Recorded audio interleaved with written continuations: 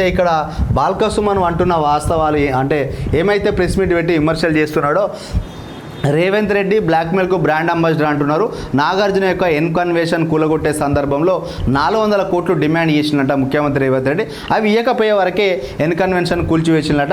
అదే హిమాయత్ సాగర్ దగ్గర ఉన్న కాంగ్రెస్ నాయకుల యొక్క ఫామ్ హౌస్లోని ఇక్కడ హిమాయత్ సాగర్లోని ఆనంద్ కన్వెన్షన్ ఎందుకు కూల్చడం లేదని ప్రశ్నిస్తున్నారు. అదేవిధంగా చెన్నూరు ఎమ్మెల్యే వివేక్కు సంబంధించిన 18 ఎకరాల్లో ఫామ్ హౌస్ ఉందంట. ఆ ఫామ్ హౌస్ ఎందుకు కూర్చలేరు, బుల్డోజర్ దొరుకుతలేరు కానీ ప్రధానంగా ఆరోపిస్తున్నారు.